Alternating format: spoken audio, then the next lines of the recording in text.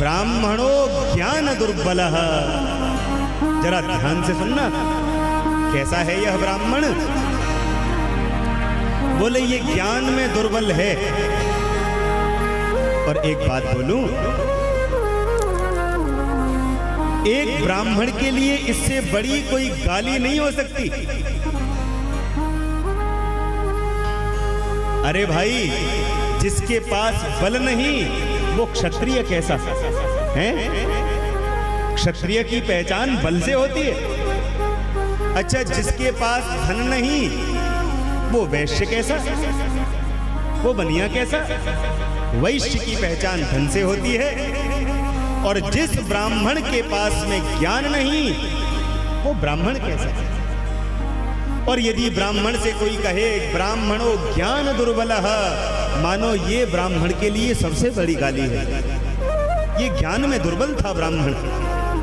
और इतना ही नहीं, दरिद्रो रस विक्रेता, दरिद्री था, रस का क्रय करने वाला था, रस बेचने वाला।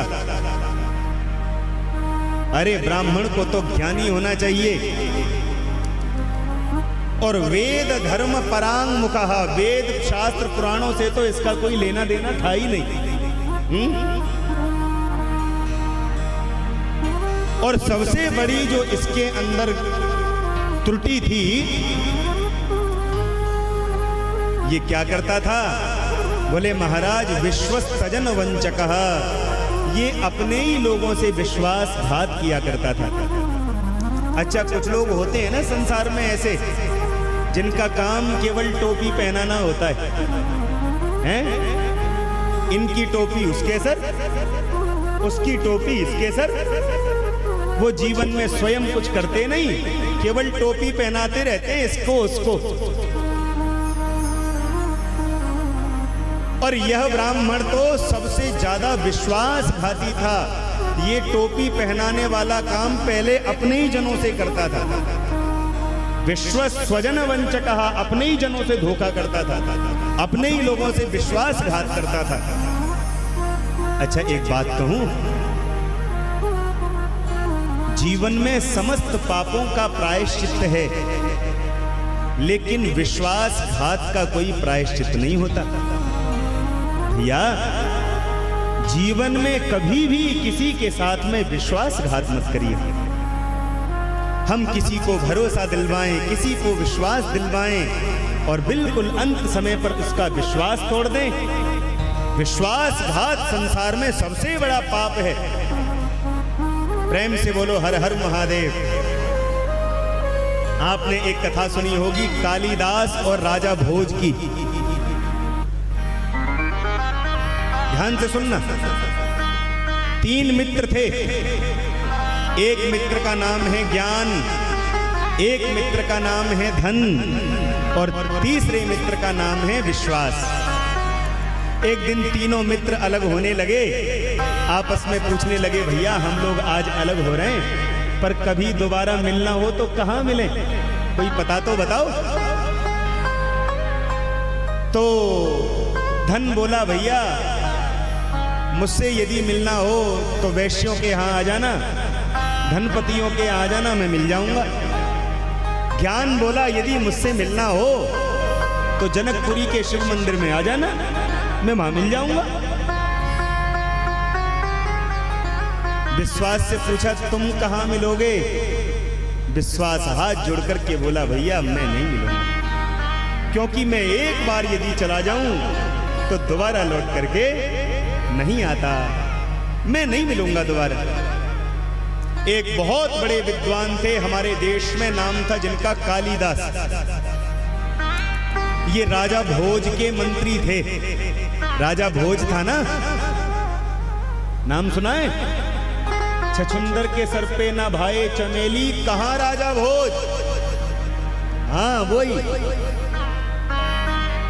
उसी राजा भोज के यहाँ पर कालिदास रहते और बड़े चित्रकार, बड़े सुंदर चित्रकार भी थे, बड़ा अच्छा सुंदर चित्र बनाते थे। एक दिन राजा ने कहा कालिदास से भैया कालिदास हमारी पत्नी बड़ी सुंदर है, हमारी पत्नी का चित्र बनाओ। कालिदास बोले ठीक है राजन। सो महाराज सुंदर कलम कागज लिया और रानी का चित्र बनाना प्रारंभ। बड़े विद्वान ब्राह्मण थे कालिदास। चरित्र तो बड़ा लंबा है कालिदास का, कभी फुर्सत में सुनाऊंगा। आप इतना ही समझो कि कालिदास ने जब राजा भोज की पत्नी का चित्र बनाया तो उसने एक तिल बना दिया ऐसी जगह पर जहां पर केवल राजा भोज को पता था कि रानी के यहाँ तिल है। तो राजा भोज ने जब कालिदास को देखा, इस चित्र को देख करके राजा भोज को बड़ा क्रोध आया। उसको लगा तुम हमारे मंत्री होकर के हमसे विश्वासघात करते हो। कालिदास जी को देश निकाला, देश से बाहर निकाल दिया। अब बेचारे जाएं कहां? तो एक किसी किसान के यहां पर छुप करके पुरुष रूप में नहीं, नारी बन करके रहने लगे। ध्यान से सुनना। अब इधर तो कालिदास रह रहे हैं नारी बनकर एक किसान के यहां। एक दिन राजा भोज शिकार खेलने के लिए जंगल में गया। भूख प्यास से व्याकुल राजा भोज जंगल में खो गया। इतनी देर में ही एक शेर ने राजा भोज को देखा, दौड़ करके राजा भोज को खाना चाहा। राजा भोज ने देखा कि एक वृक्ष है, तो दौड़ करके, बस उतरना ही नहीं, ये शेर तुम्हारा कुछ नहीं बिगाड़ सकता। शेर ने अपनी भाषा में बंदर से कहा, ओ भले आदमी, या तो इस राजा को नीचे भेज दे, नहीं तो मैं तुझे खा जाऊंगा। बंदर बोला, खा जाना, मौका मिले तो हमको खा जाना, लेकिन इसने हमको मित्र कहा है, हम नहीं छोड़ेंगे। शेर नीचे ही बैठ गया। अब बंदर भी बैठा है, कालिदास जी भी, राजा भोज भी बैठा है। राजा भोज ने कहा, वानर, दिन भर का चला हुआ हूं, भूख प्यास से व्याकुल हूं और मुझे तो निद्रा आती है। बंदर ने कहा, प्रेम से सो जाओ, हम तुम्हारी रक्षा में हैं। तो जैसे ही राजा भोज सोया, बंदर बैठा रहा। शेर और बंदर की वार्तालाप हुई, पर बंदर नहीं माना। थोड़ी देर बाद राजा की आंख खुली। बंदर ने कहा, राजन, अब मुझे नींद आ रही है, आप जगना, मैं सो जाता हूं। बोले, हाँ सो जाओ। तो जैसे ही आज ये वानर सोने लगा, तो शेर ने राजा से कहा, ओ राजन, देखो, अगर तुम अपनी प्राण रक्षा चाहते हो तो एक काम करो, इस बंदर को नीचे फेंक दो, मैं इसको खाकर अपनी क्षुधा मिटा लूंगा, तुम्हें प्राण दान दे दूंगा। पर ये तो मानव है ना भैया, इस मानव की बुद्धि कब बिगड़ जाए कोई भरोसा नहीं है। बड़ा स्वार्थी होता है मानव। राजा को लगा, अरे बंदर मर जाए कोई नहीं, मेरे प्राण बचने चाहिए। सो तुरंत इसने जैसे ही बंदर को धक्का मारना चाहा, वानर तो चंचल होता है, तुरंत जग गया और जग कर के राजा से कहा, मित्र, मैंने तुम पर विश्वास किया था, हैं? तुम्हारी प्राण रक्षा करी थी और तुमने मेरे साथ में विश्वासघात किया। मैं तुम्हें श्राप देता हूं, जाओ, तुम्हारे पूरे शरीर पर कोढ़ हो जाए, पूरा शरीर तुम्हारा गलगल करके कटने लगे। अब तो जैसे ही राजा को कोढ़ हुआ, पूरे शरीर में जैसे ही पीड़ा हुई, तो धड़ाम से धरती पर गिर गया। और जैसे ये शेर ने देखा, अरे ये तो कोढ़ी हो गया है, इस बीमारी के शरीर को कौन भक्षण करेगा, कौन खाएगा? तो शेर वहां से पलायन कर गया, शेर चला गया। लेकिन राजा भोज ने बंदर से कहा, मित्र, अब मुझसे गलती तो हो गई, मुझसे अपराध तो हो गया, परंतु मेरे इस अपराध का प्रायश्चित कैसे होगा, मेरी इस बीमारी से मुक्ति कैसे होगी? बंदर ने 4 शब्द दिए। राजन, इन 4 अक्षरों का जिस दिन तुमको अर्थ मिल जाएगा, उसी दिन तुम्हारी इस पीड़ा से मुक्ति हो जाएगी, तुम स्वस्थ हो जाओगे। और वो 4 अक्षर कौन से थे? बोले, वी, से, में और रा। वी, से, में, रा। अब तो महाराज राजा भोज आए।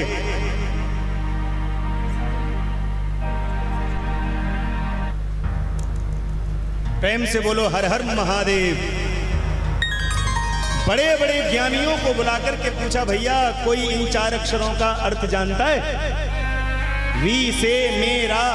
अब इन 4 अक्षरों से भैया कौन अर्थ बनेगा? कोई नहीं जान पाया। सूचना कालिदास के पास में गई। नारी बन करके रहते हैं ना किसान के यहां। आपके राजा को श्राप लग गया है, कोड़ी हो गए, 4 अक्षरों का अर्थ ढूंढते फिर रहे हैं। कालिदास ने कहा मैं उत्तर दूंगा। किसान आया, राजा भोज से बोला, राजन आपके प्रश्नों का उत्तर मेरी धर्मपत्नी है वो देगी। धर्मपत्नी देगी? हाँ भैया बुलाओ, कोई दे दे। तो साड़ी पहन करके कालिदास जी को ले आए। अब साड़ी पहने कालिदास जी सामने बैठे। हाँ जी बोलो, क्या अर्थ है? तो सबसे पहला शब्द लिया वी। विश्वास प्रतिपन्नेषु ये च विश्वासघातिनः ते यान्ति नरकं घोरं ताड्यमानायुमानुगैः। राजन पहले अक्षर का अर्थ सुनिए। बोले विश्वास प्रतिपन्नेषु ये च विश्वासघातिनः ते यान्ति नरकं घोरम ताड्यमानायुमानुगैः। पहले अक्षर का अर्थ है, बोले वी माने विश्वास। जो व्यक्ति विश्वासघाती होता है, ते यान्ति नरकं घोरम, वो व्यक्ति बड़े घोर नरक में जाता है। और ताड्यमानायुमानुगैः, कई युगों तक नरक में जाकर के वो यातना भोगता है। पहले अक्षर का अर्थ। और दूसरा, बोले दूसरा अक्षर है से। तो से का अक्षर क्या है? बोले सेतु बंधो समुद्रे च गंगा सागर संगमे स्नात्वा पाप विमुक्तस्य मित्रद्रोहकरं विना। भैया से अक्षर का अर्थ है सेतुबद्धे समुद्रे च। कोई रामेश्वर में जाकर के स्नान कर ले, गंगा सागर में जाकर डुबकी लगा ले, सारे पापों से मुक्त हो जाता है। लेकिन मित्र द्रोह कर्म बिना, जो मित्र से द्रोह करता है, मित्र से विश्वासघात करता है, उसकी मुक्ति गंगा सागर में भी नहीं होती। तीसरा अर्थ है में। का अर्थ क्या है? बोले मेरु तुल्यात महापापात कृत्वा संगम सतान् नरः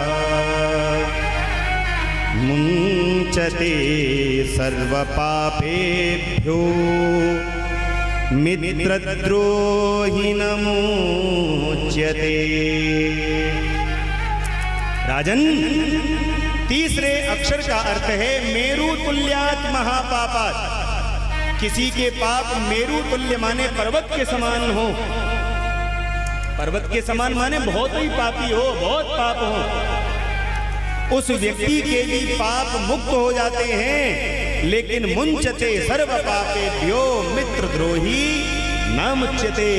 व्यक्ति समस्त पापों से मुक्त हो सकता है, पर मित्रद्रोही से, विश्वासघात से कभी भी मुक्त नहीं होता। और चौथा अक्षर है रा। तो राजन रा अक्षर का अर्थ है राजन भो शृणु मद्वाक्यम यदि कल्याणमिच्छसि देहि दानं द्विजातेभ्यो तदश्रेयो भविष्यति। यदि तुम अपनी मुक्ति चाहते हो, यदि अपना कल्याण चाहते हो, तो जो तुमने कालिदास जैसे ब्राह्मण का अपकार किया है, अपमान किया है, तुम ब्राह्मणों का सम्मान करो, ब्राह्मणों से यज्ञ कराओ, उनको दक्षिणा दो। उनकी सेवा करो, और यदि ब्राह्मण प्रसन्न हो जाएंगे तब तुम इस पाप से मुक्त हो पाओगे। तुमने मित्रद्रोह किया है। आप एक बार जंगल में गए थे, पूरी घटना बंदर वाली जब बताई तो राजा भोज को बड़ा आश्चर्य हुआ। अंदर से पूछा, अरे अरे आप कौन हैं? जंगल में जब ये घटना मेरे साथ में हुई, मेरे बंदर के और शेर के अलावा कोई तीसरा नहीं था, तुमने कैसे जान लिया? तब उस नारी ने अपने वस्त्र को ऊपर से हटाया। नारी थोड़ी थी, वो तो स्वामी श्री कालिदास जी थे। और कालिदास जी ने तब कहा, राजन, देव द्विज प्रसादेन श्रीमत् काली प्रसादतः सर्वं जानाति भूराजन भानुमस्त्यास्तिलं यथा भानुमत्यास्तिलं यथा। हे राजन, देव द्विज प्रसादेन, एक तो ब्राह्मणों के आशीर्वाद से, और दूसरा बोले भगवती काली, जिस प्रकार मैंने ये जान लिया कि रानी के तिल कहाँ हैं, ऐसे ही मैंने ये जान लिया कि वन में तुम्हारे साथ में क्या क्या लीला हुई। तुमने मुझे बिना फालतू के दंड दिया हैं? तब राजा भोज ने कालिदास से बार बार क्षमा मांगी और खूब कालिदास जी को दक्षिणा दी, उनको प्रसन्न किया, उनकी पूजा करी। और देखते ही देखते आज राजा का जो कोढ़ था वो एकदम स्वस्थ हो गया। बोलो दीन बंधु भगवान की। इसलिए भैया, जीवन में कभी भी विश्वासघात नहीं करना चाहिए। और ये जो देवराज ब्राह्मण था, ये तो अपनों से ही विश्वासघात करता था। पाप कर्म में सदा विलीन रहना, वेद शास्त्रों से विमुख रहना। धीरे धीरे आयु बढ़ी, एक दिन इलाहाबाद पहुंच गया, प्रयाग पहुंच गया। प्रयाग में एक स्थान है, झूसी बोलते हैं आज। प्रयाग में एक स्थान है जिसका नाम है झूसी। उसी स्थान में जाकर के आज एक शिवालय था, एक सुंदर शिव जी का मंदिर था। वहां पर शिव महापुराण की कथा हो रही थी। भूखा प्यासा ये देवराज नाम का ब्राह्मण, बड़ा पापी जो ब्राह्मण था, आज शंकर जी की कथा में जाकर बैठ गया। और सुनो, सावन का महीना चल रहा था, 1 महीने का शिव महापुराण हो रहा था। जैसे हम यहाँ 7 दिन की शिव महापुराण कथा कह रहे हैं ना, वहां मासिक कथा थी, 1 महीने की कथा। सो महाराज कथा सुनते सुनते इस ब्राह्मण को ज्वर आया।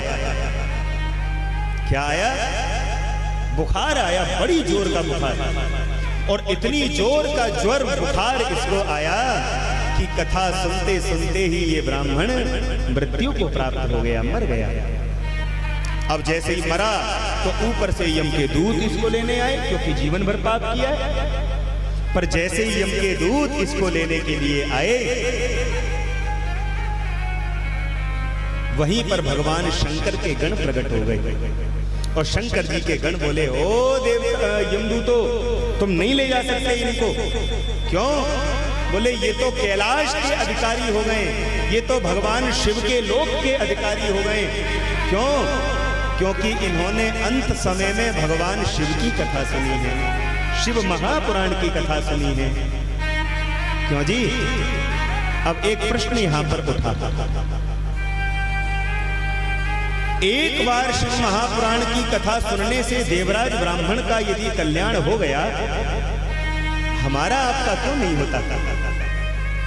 हम तो इतनी बार कथा सुन लेते हैं, कितनी बार कथा सुनी होगी हमने। बोले भैया, इसमें कोई संशय नहीं है कि भगवान शिव की कथा सुनने से समस्त पापों से व्यक्ति मुक्त हो जाता है। लेकिन कल्याण क्यों नहीं होता? क्योंकि हम भगवान की कथा भी सुन लेते हैं और कथा सुनने के बाद में पाप कर्मों में दोबारा से विलीन हो जाते हैं। कथा सुनने का सच्चा अर्थ तो यही है कि अब तक जो हमसे पाप हुए थे उन पापों से हम विमुक्त होकर के दोबारा पाप ना करने का प्रण ले लें तो हमारी भी मुक्ति हो जाए, इसमें कोई संशय नहीं है।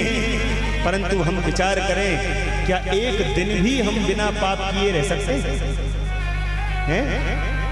एक क्षण भी नहीं रह सकते। इसलिए आज हमारा कल्याण नहीं हो पाता है। प्रेम से बोलो हर हर महादेव।